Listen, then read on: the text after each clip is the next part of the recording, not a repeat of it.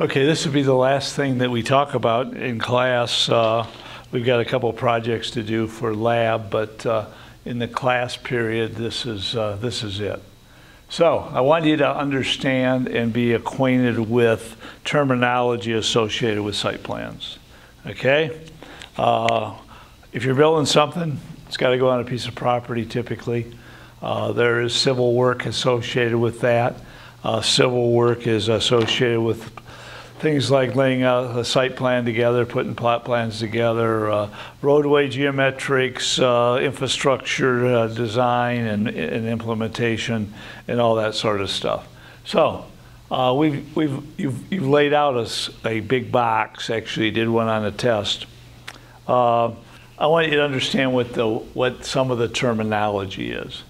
Okay, if you look at a typical set of plans, they've got straight sections of road and they've got curved sections of road. Okay, we are playing with horizontal curves. So if you look at it, and you look at, let's say this road was like so, and then all of a sudden it decided it's going to have a curve, and then maybe it's got a reverse curve, and it comes back, and it heads off. Okay, all of this is documented on a set of drawings. Okay, the county or the municipality normally has those. So in the road, you're going to see center line control. Okay, where this road starts to turn, there's a monument there. Where it comes to an end, there's a monument. If there's a straight section, there may be, but this looks like a compound curve. At the end of the curve, there's a monument. So down here, let's say there's a corner here. There's a street that comes in from this way. There's going to be a monument in the center of the street. Okay, every lot is tied into the center line control.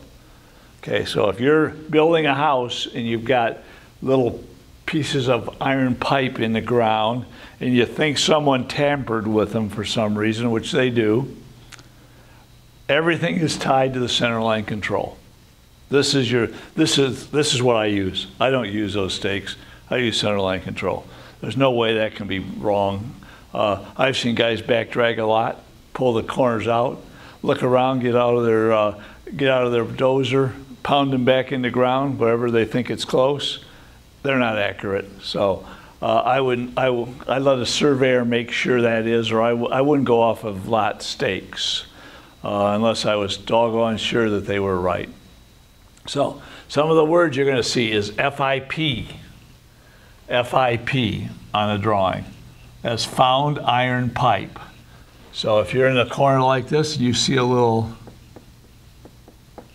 FIP there, that means that's a pipe that's in the ground that was found. Set iron pipe, that's the S. Somebody just set that iron pipe. So on a drawing, they're going to put SIP. That means a surveyor took a piece of pipe out with him and set the iron pipe. They normally are non-critical items, which means corners of lots. It's not critical. They do not set an iron pipe as a monument. Those can be drug out, moved, and you don't want that to happen. So a monument is a permanent structure. A lot of times they are cylinders of concrete with a bolt or something like that in it with a crosshair etched in it. They'll take a cold chisel and chisel a crosshair in it. That cylinder is about 8 inches in diameter, 6 to 8. It goes down below frost. So they set it down in the ground so it's down below frost. So when it freezes, it doesn't move that monument and shift it. So monuments are really, really good control points to use if you're out in the field. So that takes care of the monument. Center line control. Monuments make up center line control. Why do they call it center line control? Everything has a right-of-way. So if I look at a piece of subdivision or something, there's a piece of property that goes down through the area that the municipality owns, and they call that the right-of-way. They buy it They own it, and you maintain it, okay? That's where they put their roads. So if I have a right-of-way, and that's typically 60 feet on residential, on bigger property, it gets bigger, it could be 100, 120 feet. But right here, then, I would see this. I would see a road built on the center of the right-of-way. The right-of-way is 60 feet, the road is probably 26 feet. So you got grass between the curb of the road. There's grass between there and your property. You don't own anything in the right-of-way. You may plant stuff in it, you may maintain it, but you don't own it. So the right-of-way goes back to your property line. City sidewalks, things like that, are built in that right-of-way, and typically the back side of the sidewalk is your property line. So anything that's built in there is under a specification that's dictated by the municipality. So if I was to build a house and I needed a driveway in here, the driveway came back to service my garage, and it went out to the road. Sidewalk came up to it. That sidewalk and that driveway are going to be built to a specification of the municipality. I can't build it the way I want it to. I've got to use the concrete, specified concrete. I've got to have the depth. I've got to have the width. I've got to, even if I plant a tree out here, typically that tree can't be planted by me unless it matches the specification of the municipality. Okay, in our area, you can't plant a tree that's less than 2.5 inches diameter. It's got to be a certain species. Okay, so that is what's the right-of-way is used for. Centerline control means they're laying out the center line of the right-of-way. So anywhere you got a tangent, at the ends of the tangent, wherever you start a curve, wherever you hit a corner, when the curve ends, when the curve begins, there should be a monument there, and that monument dictates the layout of the whole subdivision, okay, of the whole area. So that's what this is. Right away, we've got that. Set, iron pin, center line control, monuments. In your lot then, okay? On your lot, you own it. You pay taxes on it, you can build on it. But you don't have total control of it. The municipality has a zoning committee and a zoning board. They tell you where you can put your house. They tell you how much of the land can be used for your house. They tell you how tall the house can be. In some areas, they even tell you what color it can be. Okay, the lines that do that. The line that goes across the front is called the building line.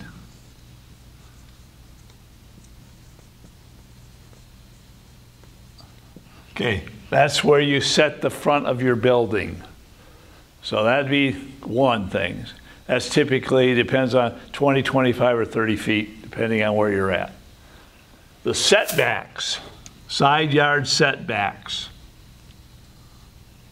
are the distance you need from the side yard property line to the house.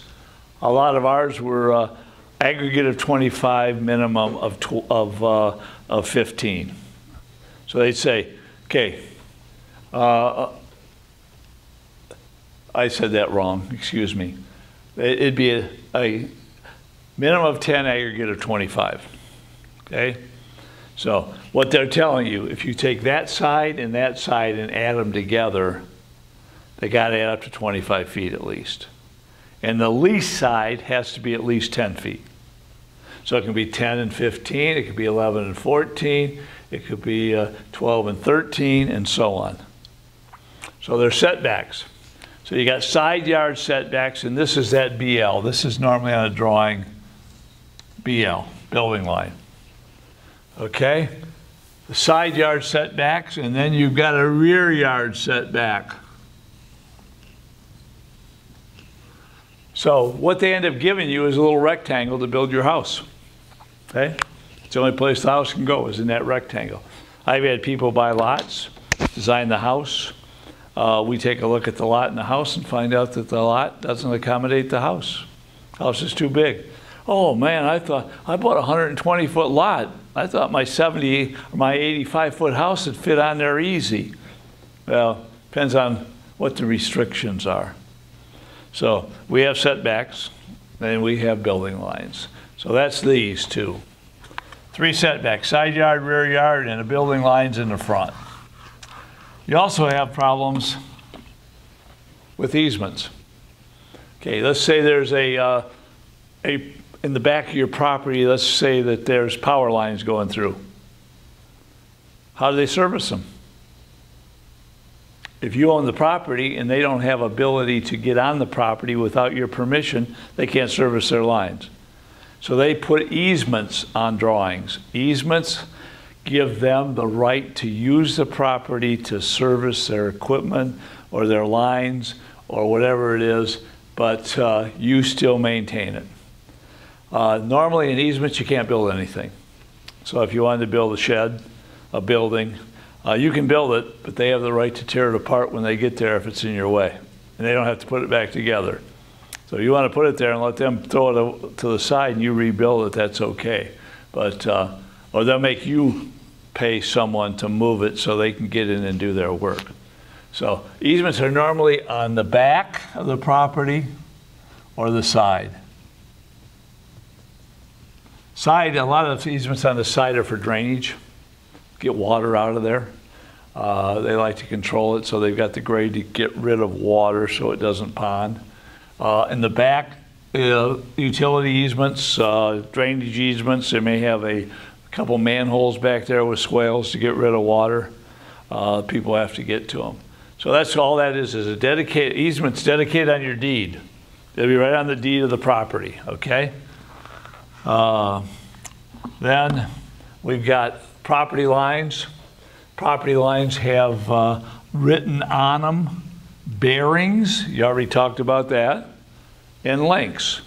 So it'll tell me the direction of that line and how long it is. So bearings, you know what a bearing is. North, 56 degrees, 15 minutes, 20 seconds east. You'll see that right on the drawing. It'll be written right along the line. And then lengths, of course, the number of feet. That's typically in feet, tenths, and hundredths. So we had both.